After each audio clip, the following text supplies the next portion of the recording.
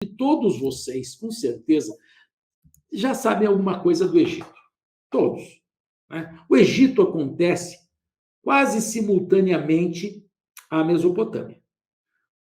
A Mesopotâmia, 3.200 a.C., mais ou menos, os sumérios, e o Egito, 2.900 a.C., mas estes povos se relacionavam e um influencia-se pelo outro. Né? Um influencia-se pelo outro. Por exemplo, aqui, eu não tenho nenhum aqui, mas faço a menção. Os querubins, que são os aspas, os cupidos alados, né? Não são os querubins da Mesopotâmia, são leões alados com cabeça de um homem poderoso também, que ficava nas portas dos templos, né?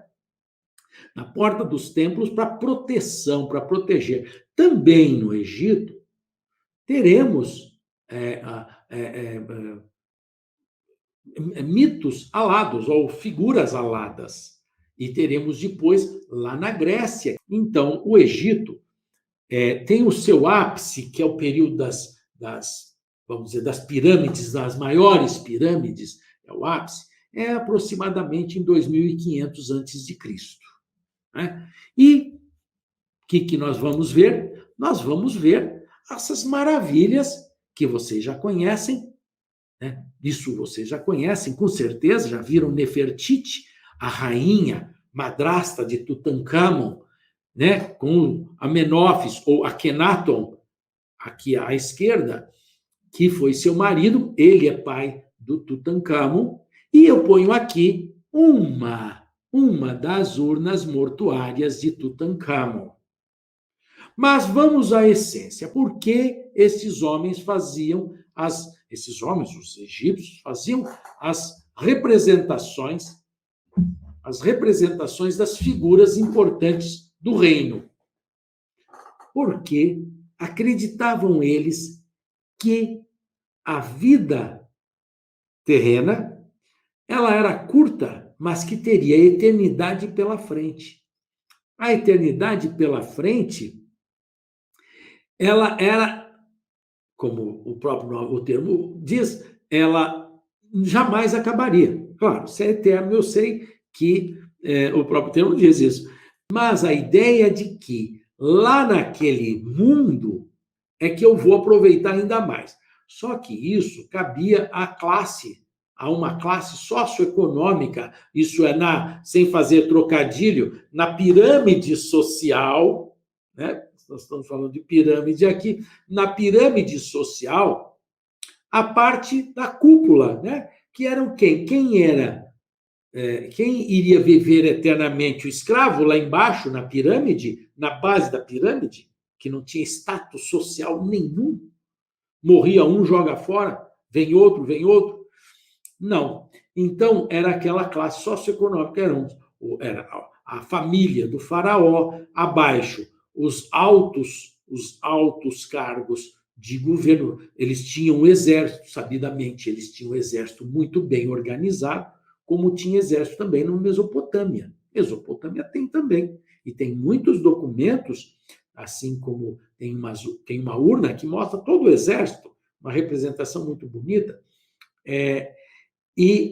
Essas pessoas de comando eram mumificadas, inclusive. Por quê? Ou mumificadas, ou ainda tinham, além da mumificação, uma escultura, a exemplo dessa do Amenófis, ou da rainha Nefertiti, ou do Tutancâmon. Por quê? Porque vamos nós chamar assim, esse espírito sairia do corpo e ficaria perambulando em busca de um corpo outro. Né? Ele sai do corpo carne e perambula para encontrar um corpo também eterno. Isso na teoria deles. Porque ele vai viver eternamente. E num corpo de carne, ele não conseguiria viver. Então, ele vai fazer escultura de pedra, porque a pedra é eterna, pelo menos para o nosso parâmetro de tempo, ou uma escultura maravilhosa de terracota. Terracota quer dizer terracota, terra cozida. Tudo que for terracota foi feito de argila e depois assado, podemos dizer, cozido, parece que foi na panela, né? Não, assado porque ficou no forno quente, né? Como um forno de cerâmica. Enfim, isso é cerâmica. Então, terracota é terra queimada. Portanto, ali se instalaria o espírito que viveria eternamente naquele corpo, aproveitando as benesses do poder, as benesses da riqueza. Agora, não vamos tentar entender por quê. A abstração, quando fala assim de um espírito que vai viver eternamente, que vai perambular buscando o corpo eterno, aí você fala, mas por que eles colocavam, além das riquezas, dos objetos ricos nas pirâmides, nas tumbas, nas urnas, por que eles colocavam peças milionárias para nós, mas para eles também já tinham, porque era tudo de ouro. E, além disso, colocavam comida, colocavam até pessoas, mulheres. Tem pirâmide que colocaram mulheres para o faraó, porque ele precisaria de mulheres lá. Naturalmente, eles sabendo que se pusesse a mulher fechada, a mulher real dele lá para acompanhá-la, ela ia morrer. Então, eles não punham a mulher, punham lá escravas para que ele pudesse se servir dos serviços. Enfim, aí, mas por que ele vai precisar? Se ele vai viver eternamente, se ele é um espírito que se aloja essa pedra, que a escultura não vai se mover, então por que ele vai precisar comer? Ele não precisa comer, ele vai virar pedra. Enfim, são incoerências próprias do credo desse conceito de vida eterna dos egípcios. Aqui, há alguns desenhos nas colunas, nós vamos ver à esquerda, e fala-se muito essas figuras aqui, que são representadas lá no Egito durante um período, chamadas de lei da frontalidade, isto é, os corpos têm o tronco para frente, os braços nessa posição, não nessa, e jamais nessa, não tem perspectiva, porque eles não usam perspectiva, os pés virados sempre de lado, o quadril às vezes de frente, mas o tronco sempre e o perfil, né? E o perfil também, chamada de lei da frontalidade egípcia. Por que lei? Porque sempre, todos que fizeram aí, temos que lembrar que quem administrava, quem dava o suporte para o faraó aqui, ou para o rei na Mesopotâmia, eram os sacerdotes, que é a classe surgida, uma classe nova, isso é uma classe socioeconômica que surgiu na Mesopotâmia e no Egito. Eles não tinham compromisso com nada a não ser apaziguar a ira dos deuses. Isto é, nós estamos aqui apaziguando a ira dos deuses. Vocês vão lá trabalhar, fazer a irrigação que eles já tinham desenvolvido, faz a irrigação, corta, aí nós estamos aqui no templo só pedindo para os deuses trazer a chuva para nós, trazer fertilidade para a terra, tá bom? E nós estamos por aqui. Bom, vocês veem que tem uma certa ironia na minha colocação, porque é a classe do poder. E a classe de poder que estabelece quem vai trabalhar como. Voltando aqui no Egito, também acontece isso. Os sacerdotes estão abaixo do faraó e, quando não, alguns faraós, quando não deixaram herdeiro, surgiram o sucessor entre os sacerdotes, e eu lembro faço uma associação com a definição e a eleição do Papa, quem elege são os cardeais, e isso está dentro desse roteiro, naquele período de poderes absolutos, embora o Papa ainda é eleito assim, ok. Mas, neste caso,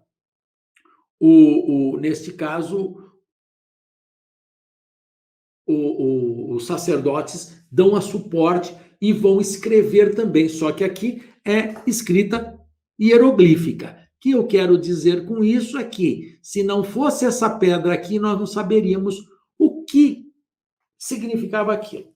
Vocês sabem que até 1799, na verdade, até 1822, está aqui, ninguém sabia o que significava toda essa escrita que eu apresentei para vocês. Então, quem chegava lá no Egito depois, porque os sacerdotes se perderam, teve invasão dos romanos, que vão invadir o Egito, e eram considerados inimigos. Os romanos, quando vão lá detonar, eles acabam com os sacerdotes. E não fica, por motivos diversos, acaba a tradição da escrita hieroglífica de representação. O Egito entra em decadência absoluta. E ficou aquilo lá abandonado por centenas de anos, né? Centenas de anos. Até que, quando Napoleão Bonaparte invadiu o Egito, em 1799, não ele necessariamente, não sei essa informação, se ele estava junto, não nessa hora não estava. Um capitão do comando, enfim, alguém descobre uma pedra que está escrito aqui em cima, num hieroglifo arcaico, aqui um acadiano mais recente, um hieroglifo mais recente quer dizer de 200 antes de Cristo, aproximadamente. E aqui, escrito em grego arcaico. Ora, espera um pouquinho, o sujeito olha e fala assim, alguém identifica. Olha, os franceses, foi um comentário meu, os franceses às vezes parecem um pouco... eles têm motivo para serem um pouco, como eu diria assim, não é arrogantes, mas os franceses, a formação cultural deles é intensa. Veja, um capitão vendo isso fala, não, peraí, isso tem uma importância. Como é que está escrito em grego aqui? Se aqui tudo é isso aí. Mandou para a França essa pedra. E Champollion, que era um pesquisador, vai fazer a tradução desta escrita e desta... Oh, desculpa, volta. E Champollion, que era um pesquisador, conhecia o grego está aqui. Ele vai fazer a tradução desse grego, que está aqui, e entende que é a tradução disto que está aqui também. Então, em 3 línguas. Por quê? Mas como assim? É só se lembrar que o Egito foi invadido por Alexandre, não é para menos que a cidade de Alexandria, e a família, a dinastia ptolomaica, se inicia no Egito. E desde 300 e pouco, quando é invadido pelos gregos, o Egito, pelo menos nas cidades mais importantes, e Roseta é uma cidade chamada Rashid, é uma cidade, Roseta, está lá no Golfo, no delta do Nilo, lá em cima. Ali se falava grego também. Então se falava mais de uma língua. Não para menos ainda, a Cleópatra falava grego. Não é por isso que, e possivelmente seja por isso, ela conseguiu se relacionar com César. Mais tarde, aprendeu já um pouco mais de latim, vai se relacionar também com